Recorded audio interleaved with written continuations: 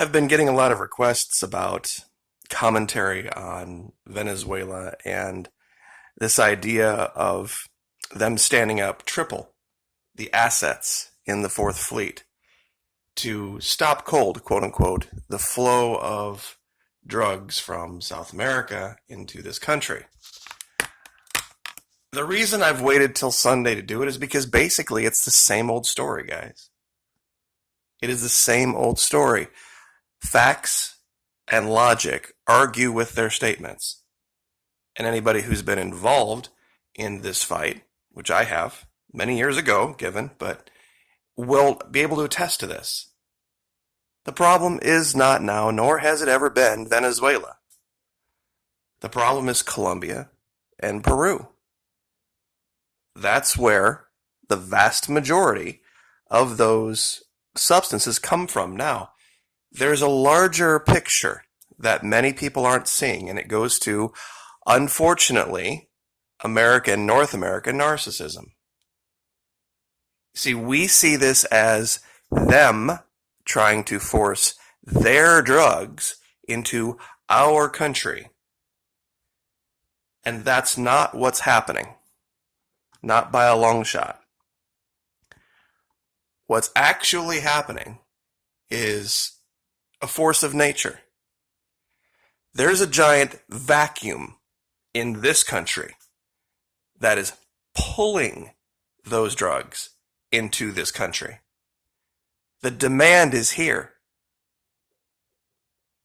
They're just reacting to natural forces. And the reason that I brought this picture up is I would like to relate a story from my childhood. And I know it's kind of corny, but it really does. It was the first thing I thought of when I thought, how can I explain this? It has to do with the force of water and gravity and man's futile attempts sometimes to stop it. When I was a kid, some friends and I had gone down to a stream one summer, and we decided we were going to build a dam. We were going to create a part of the stream that was deeper, and hopefully that would attract fish, and we could swim in there. And, we got it to a point where it was kind of like this, but we started to realize something. That every time we dammed up one side of the stream, the other side of the stream, the water got deeper and moved twice as fast. So we needed twice as much effort to try to stop that side, and then that would cause a problem on the other side, and it kept falling down over and over and over again, given that, middle school kids are not engineers. But we learned something, that you're never going to stop a river. Because we did actually succeed to a certain point, but then we realized the water started going under the dam. But of course, because the water built up behind it, the water got deeper, and given no other place to go, it went either over the top, which was fine with us, but it also went down, and it undermined. So one way or the other, water will always find its way. And when the force is here, and gravity is here, the water is here and gravity is here, you're never going to stop it. You're going to it's going to find a way around one way or the other. You may see it, you may not see it. Even the biggest dams in the world don't necessarily stop rivers. They stop them from going certain places, yes. But even guys, and you see this on YouTube, they'll go out and they'll do all these plans and they'll do all this digging and then they'll show you the picture, of what they've achieved. And you think, wow, they did it. They don't show you the picture 6 months later, 9 months later, a year later, when the thing's completely collapsed and undermined. And you can kind of see that here a little bit. Now, this has done its job. It's made a walkway. But this is the problem. And their own statistics even prove it. Mexico Central America corridor, 66%. 24% Western Caribbean, but all of it coming out of Colombia and or Peru. Very little of it goes directly here, has stops along the way. And this has been true my whole lifetime. And what do we know about Colombia? We know they're an ally of the United States. We know that people fly there and vacation there all the time and go back and forth. And we have military bases there and we have all this stuff going on. And they're supposed to be our ally in this fight, right? So you would think that more drugs would be coming out of Venezuela. And that's what they're trying to convince you of is the case. So that they can go grab their oil. But it is not the case. Now, standing up 3 times the assets in the Fourth Fleet, yeah, that's going to dent it, for sure. But you'd have to ask yourself a question. Why haven't we done this before? Why is it so important now? If we could have, at any point, doubled, tripled, quadrupled the assets down there, and said, we're going to stop this cold, why haven't we done it before? Given that the president said, and I did a poll about this, I'm sure a lot of you remember this, 78,000 people die in this country every year as a result of abusing, quote unquote, illegal drugs. Now, we could, of course, make the argument about the legal ones that led to this, the Percocet and oxycodone, hydrocodone, and all this other crap that legal drug companies put out every single year. I remember one statistic that came out years ago, and I'm sure it's not accurate now, but at one point, Vicodin had surpassed marijuana as the most abused drug by high school students.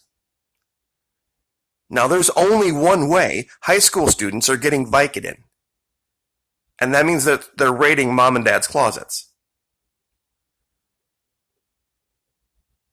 So that should tell you all you need to know about the illegal drug problem in this country. But what's the overriding, the bigger lesson? Is that the problem is not a South American problem. It is not a Latin American problem. It is a North American problem. We are the ones, people in this country, paying top dollar to bring that stuff in here. These guys ain't doing it for free. They're not doing it because it's fun.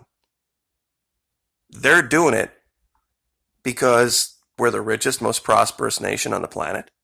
And the more wealthy, the more prosperous we become, the bigger that problem is going to be. And you're never going to change that.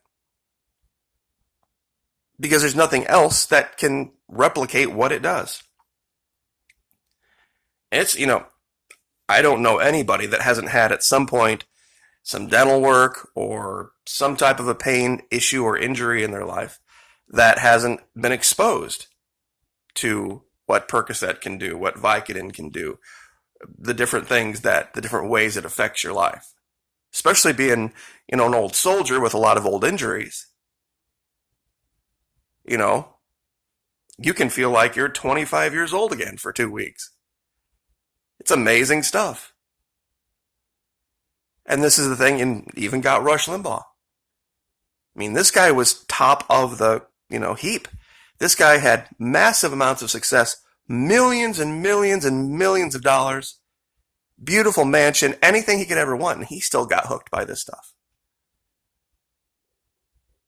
Because of some issue with, he had surgery, I think, on his ears or something, and they gave it to him, and that's all it took. So, imagine having your own custom swimming pool and people waiting on you hand and foot and any car you could ever want to drive and all the best food in the world and the most comfortable mattress to sleep on. And you basically had to work 3 hours a day, 3 to 5 hours a day. And still getting hooked on drugs. That's how good this stuff is. And that's the real story here. Is that you can build walls. And you can sail war vessels into the Caribbean, and you can park them off the coast of Mexico and California. But the real problem is not in front of you. The real problem is behind you. And you can educate, and you can threaten, and you can build jails, and you can arrest people. It's still going to come. Until you take away the profit motive for those supplying it, until they can't make any money doing it, you might as well be trying to dam the Mississippi with logs and rocks. Because that's what you're going to do. That's all you're going to do is redirect it to. Admiral Kurt Tidd said it was like squeezing a balloon. Now, this, generally speaking, this was the best picture I could find of how we ended up figuring out how to keep it somewhat stable. Those of you wondering, if you ever come on a stream, how to build it up in a way that you can hold some water back and create some small pools. This is really the best way to do it. Find a couple of really big logs and angle them into the stream, and then build up the sides with rocks, and you can create, you'll never stop it, but as you can see here, it's created some small pools on the side, and you have one small waterfall in the center. And we had a lot of good, a great summer, but it took us a long time to learn this. And it's a great lesson to show now that all you're going to do is adapt the flow. You are only going to adapt the flow. You're never going to stop it. Not permanently.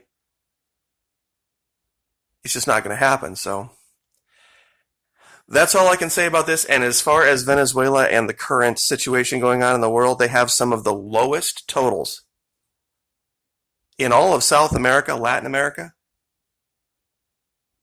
And you'd have to wonder why. You would really have to wonder why. I think a lot of it has to do with how isolated those sanctions made them. Biggest blessing on the planet. Amazing turn of events. That isolating that nation protected it. Now we see that Iran didn't had sanctions, but they've suffered. So once again, I've called Venezuela the greatest geopolitical miscalculation the U.S. has ever made. I stand by that. I've also called it the last true Christian nation on earth, and if you read their constitution, you would have a hard time arguing with that. A lot of people don't understand the difference between Christian democratic socialism and what's going on in Washington, D.C. with our left, progressive, secular, top-down socialism. Two totally different things. Do they both have the word socialism in them? Yeah. But that's about the only thing they have in common.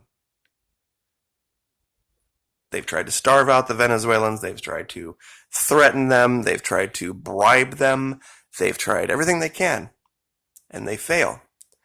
They fail because they have this, once again, narcissistic notion that everybody thinks like they do in D.C. Everybody puts a dollar value on their honor. Venezuelans don't. So I will leave it there. Happy Sunday, everyone. Like, share, subscribe. We'll see you next time.